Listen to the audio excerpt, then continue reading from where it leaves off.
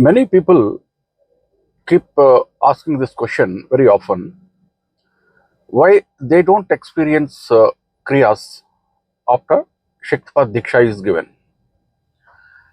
Here I would like to explain you the actual process, how it is affected. Probably you will be able to uh, get an insight into the concept. We say that Shakti is a conscious entity.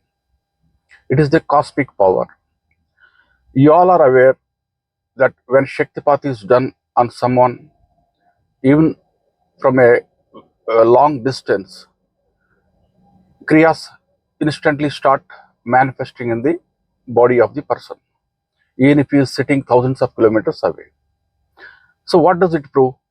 It proves that basically some connection is being established between the guru and the disciple who is receiving it. And we also explain to the disciples that the mind should be calm, quiet, and completely with a sense of self-surrender. Then only it will be able to receive the Shakti when it is being transferred, when it is being transmitted by the Guru. Now, often what happens, people agree that they have understood the theory. Now, we don't know for sure what is going on in the mind of this disciple at the point when Guru is trying to transmit the Shakti. Just to give it a better chance, visually we tell them to sit in the meditation for at least about half an hour. That means for about half an hour, the Guru will repeatedly attempt to transfer the energy, and we hope that at some point the disciple also will be in a receptive state. Although he may not be, mind may not be absolutely calm for the entire duration of 30 minutes. Fine. So this is what it is. But then, in spite of all this, now some sadhaks, they say that Kriyas are not manifesting in them. From Guru's side, Guru has given the Shaktipat Diksha. The spark has been ignited, or the fire has been ignited. If not immediately, at some point, the Kriyas are bound to manifest in the disciple. Now, but however, I would like to point out certain aberrations here. We have seen in some cases, because the Shaktipat Diksha is supposed to be for a period of 3 days. As per the tradition, for 3 days, the disciple needs to sit in meditation along with the Guru. After the first day, after the Shaktipat is given, the second day the disciple doesn't even turn up. Now what does it show? That means the disciple was never serious in the beginning. Now cosmic power being a conscious entity, the Shakti knows what is going to be the fate of the disciple. That means the disciple is trying to outsmart the God. In such a situation, how will he develop Kriyas? The fundamentally, the very intention itself is flawed.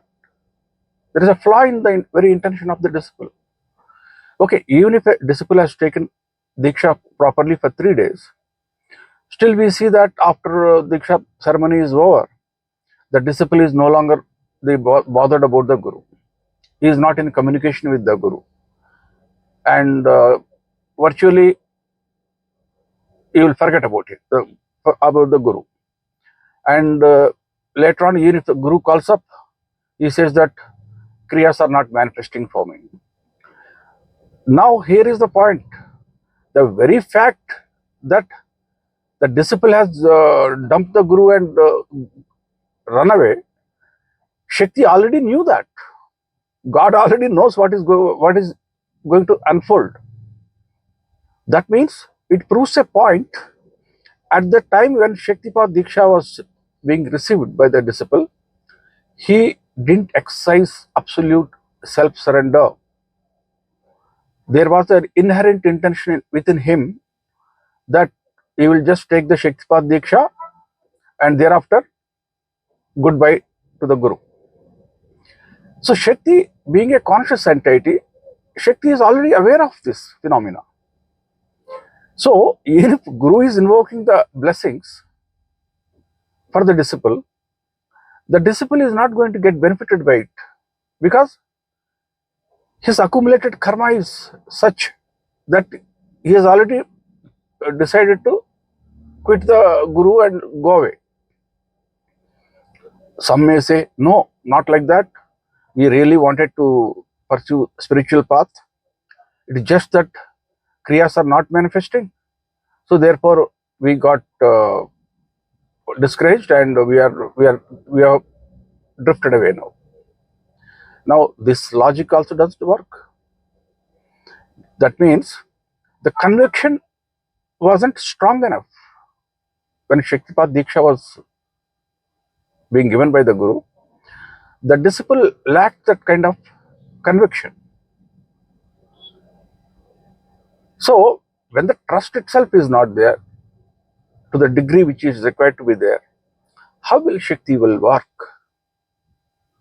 Similarly, sometimes we have noticed some disciples after 6 months or 1 year, they hang on for 1 year, 2 years, maybe even 3-4 years, and then slowly they drift away, saying that Kriyas are not manifesting in them.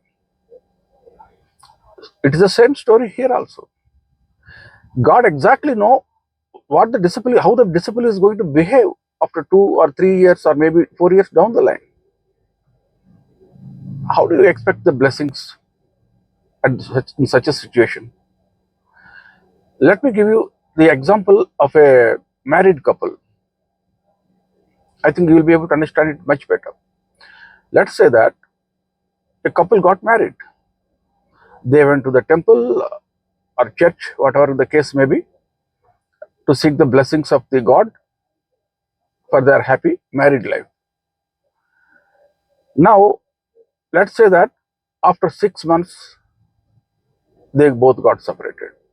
And finally, the marriage ended up with a divorce. So what happened to that blessing now? What happened to their intention when they have taken the vows each other? The husband must have taken a vow saying that under any kind of circumstances, whether they are pleasant or unpleasant, I'm not going to leave my wife. Similarly, the wife also must have taken a vow that under any circumstances, I'm not going to leave my husband. So what happened to those serious vow they both have taken? That means there was a flaw. There is a flaw in the very intention itself. Some may say, no, we have taken the pledge very seriously, we have taken the vow seriously, but somehow things didn't work out later on. That's why we had to get separated. So let me give you now what will I will explain this thing to you from the non-dualism point of view as well as the dualism point of view. Let's say that from non-dualism point of view, there is someone known as God externally who was blessing you when you approached him after the couple got married. Now God exactly knows what is the fate of this couple. God knew that 1 year down the line they are bound to get separated and their marriage is doomed, because the accumulated karma is like that. Their intention itself is wrong. The very fact that they both have decided to get married, they are not serious enough about each other. They were only simply somewhat acting. The husband was acting that he's seriously is trying to marry the girl, and also the girl is also not very serious from the depth of her heart. So both are acting. So God is watching, and God knows exactly what is going to happen to their marriage after 6 months. So He showers His blessings. Bless you both. He is not interfering here. God is not putting any extra supernatural power to bless them and eliminate their karma here, because it's not even possible. It can't even happen that way. And even if it happens, of course, God is all powerful. He can do anything. Why should God bless them like that? If their intention itself is not that serious with each other, you can well imagine what kind of surrender they must have exercised to the God when they sought the blessings. They were also more probably, no, they must have done it more for the sake of a ritual, just because marriages are supposed to happen in a certain way. They undergo through the ritual, and once the marriage is over, they are supposed to go and seek the blessings of the God. So as a matter of ritual, they are just simply going there and trying to act. There is no seriousness there. There is no exercising of self-surrender there. God is simply watching it, to their fate to unfold here. Okay, now let us assume the situation from the point of non-dualism. Let's say that there is no external God as such. The God is, from the non-dualism point of view, God is within every human being, and they are exercising, trying to exercise self-surrender to themselves, and trying to make a serious wish that their marriage be successful. Even in such a situation, what will happen to the karma which they have already accumulated in their subconscious mind? In their subconscious mind, they have already accumulated some negative karma pertaining to their marriage life. So that karma is not allowing the marriage to succeed. It is giving the couple, let's say, 6 months or maybe 1 year, maybe 2 years. Go, enjoy, but that is the end of it. Your marital bliss is gone, because their karma is allowing them only to that extent. Just like it is the karma which dictates how much wealth or materialistic prosperity a human being is supposed to enjoy in a lifetime, what kind of fame and power he is going to accumulate. It is all based on the karma which he has accumulated. So same is the case here also. Their karma is allowing them to get married, all right. Otherwise, if that karma is so strong, maybe the boy couldn't have found any girl only to get married, or the girl wouldn't have got married to any boy only for that matter. But they did some good, accumulated some good things in the past, so they got an opportunity to at least get exposure to a marital life, if not for a long time, maybe for 6 months, 1 year, or 2 years. So here is the example, analogy which I was trying to give you. When a disciple is also seeking diksha from the guru, and the disciple is told to exercise self-surrender to the guru, who is none other than the divine or the God. Now, if he is faking the self-surrender, how the Shakti will work in him? Moreover, Shakti is a conscious entity. It knows exactly what is going to happen to the disciple. How long he is going to hang on to the path of yoga. When a disciple is coming and falling at the feet of the guru, he shouldn't fake it. It should be truthfully from the bottom of the heart, because the disciple knows how serious he is, and God knows how serious he is. And the same God is enshrined both in the disciple as well as the guru also. So in such a situation, when it is known that the disciple is faking the self-surrender, he is not serious about it, or he is only seeking Shaktipat, or to awaken the Kundalini energy for his materialistic benefits, or maybe to get supernatural powers, or maybe to gain profit in his business, or to get cured from diseases, or with whatever intention you may be having. a different agenda. In such a situation, how will the Kriyas will manifest in the disciple? Because Shakti already knows it, that this gentleman is not serious. The kind of self-surrender which he is exercising to the Guru is only a fake surrender. So this is the reason which everyone needs to ponder. In spiritual journeys, it is not sufficient if you say that I am very truthful to myself and all that. Firstly, it depends upon the degree of self-surrender which is required to be exercised, and the degree of seriousness which one has to pursue the spiritual journey. All this matter. And after all this, their karma which they have accumulated, that also should allow them to pursue the path. For example, if a person has accumulated negative karma in his past life, now he is suffering from serious illness. Now, even if he wants to pursue yoga, how can he pursue yoga? Maybe he can pursue the path of devotion, but definitely he can't practice certain yoga systems like Hatha Yoga or any tantric systems, because the body is not allowing him. Because the why body is not allowing him? Because of the accumulated karma.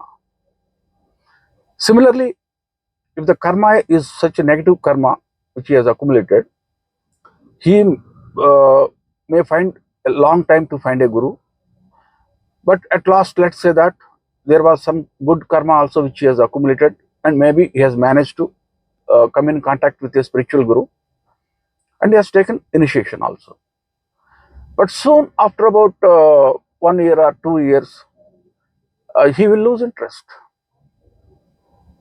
We will give it up, because his karma is preventing him to pursue the path. Similarly is the case which we can have many examples from our daily day-to-day life. Let's say, for example, as a spiritual guru has, or rather any guru, he has got some, let's say, supernatural powers. He has given a tip to one of the disciple: buy so and so stock, invest so and so company. The share price is going to rise very high. And let's say the disciple listens to the advice, goes and invests also in that stock, and the stock prices has started going up. He is getting excited. Now, price will not go always all the time up, right? It will keep fluctuating. So after going up for quite some time, up, suddenly, let's say, it has fluctuated and gone down. Now this gentleman panicked and sold it off. And the moment he sold it off, it again shot up. Now he missed the bus. Or rather, initially when he invested in the stock market, instead of started going up, it has, let's say, started crashing, going down temporarily. But Guru has even told him it is going to go up. But he didn't have that kind much of a trust in the Guru. The moment it started going down, he sold the stock and got away from the market. And the moment he got away from the market, the stock started shooting up price. There is no point in repenting later on. So you see, the karma is not allowing that person to make that profit. Whatever profit he has made or a loss he has made, that because of the karma, it is only restricted to that only. Same is the case with the spiritual growth of a person.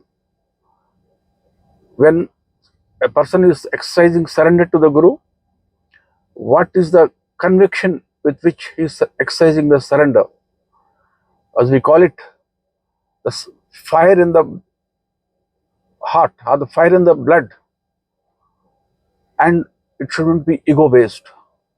Absolutely in a state of egoless state. The self-surrender needs to be exercised. Please understand it.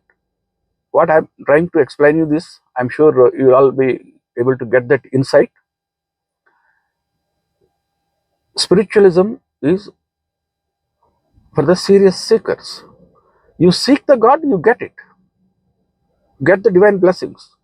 Provided if you seek it. But if you don't seek it, if you don't exercise that surrender, if you don't create the ecosystem conducive enough for the blessings to be received by you, how will you receive them? It is like a person sitting inside an air-conditioned room all the day, not coming out of the room, and he expecting that sun rays should fall on his skin. How will it happen like that? He should put in his effort from his side, go out of the room, expose the body to the sunlight, then he will receive the rays of the sun. Because sunlight is falling on all the creatures equally. It depends upon the person whether he wants to receive it or not, and how serious he is about it. Same is the case with the divine blessings.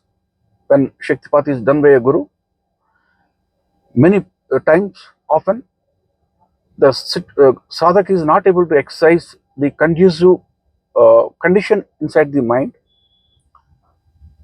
during the Shaktipat process and also after Shaktipat Diksha is taken, and they end up with a failure. It's because of this reason, it is always said, whatever has to happen, it will happen through the grace of the Guru, fine, provided if the disciple receives it. Guru's grace, see, as a Shaktipat Guru, I keep giving Diksha to people whosoever is seeking it. I got nothing to lose by giving Shaktipat Diksha. I simply invoke the divine blessings to shower on the people. So, a small prayer from my side, it is not going to cost me.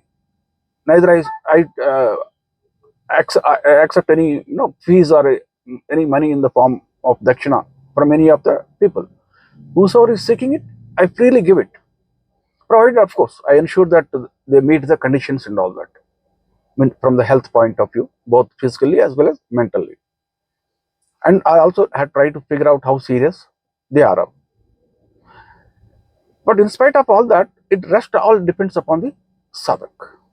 How serious he is, whether he really wants the divine blessings, or he is seeking it for his materialistic prosperity, then that amounts to doing business with the God. Now, some may say, no, let the Kriyas manifest for me first, and then I will start practicing yoga. That means this is also trying to do a business with the God, asking the God, okay, show your power first, then I will exercise surrender. Isn't not conditional surrender in such a case? What happened to that unconditional surrender which we all keep talking about? Some kind of a leap of faith. See, this kind of philosophy or formula may work for materialistic sciences. Like, I put in effort, if I am getting the results, then I will put in more effort. But in spiritual sciences, this kind of formula doesn't work. God says, first surrender, fall at my feet. Then whatever has to happen will happen to you.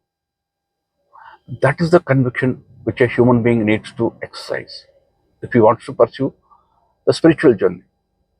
It is totally different than what materialistic pursuit is. What you say is all applicable in materialistic senses, day-to-day life, normal worldly life. You all keep doing a lot of business. You all do a lot of work in your respective professions. Many, they complain also. Guruji, I'm not progressing in my profession. I've been practicing sadhana. Sadhana is not meant for you to make profit. Shaktipat has not been given to you to shine in your profession. That is a different game altogether. You get according to what you are destined to get. Whether it is profits in the business, whether it is promotions in your respective profession, whatever it is, or whether it is you will get a good husband or a good children, that are good friends, that will depend on your karma. Spiritualism has nothing to do with that. And Shaktipat is not meant for that. Shaktipat is meant to free you from your karmas. First you do that, yes, your life also may get impacted. That's a different thing. But intention has to be clear.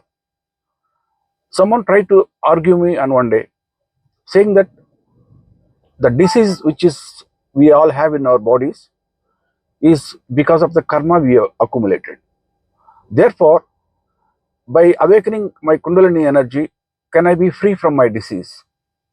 The intention itself is wrong. There is a flaw in that very thinking there. It may happen, but if you go with that intention and then take Shaktipat Diksha, so that I'm maybe cured of my disease, that means you are trying to outsmart the God. You are trying to play a bigger role than the God here. And Shakti being a conscious entity, how will it bless you? How will the Kriyas manifest in you? Because the intention itself is wrong. Your thinking, your approach itself is wrong.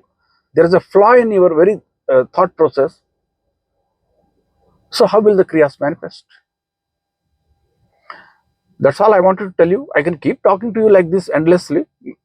But the point is, if you have understood the core concept behind it, I'm sure you will all get benefited spiritually as well as materialistically. Till then, goodbye.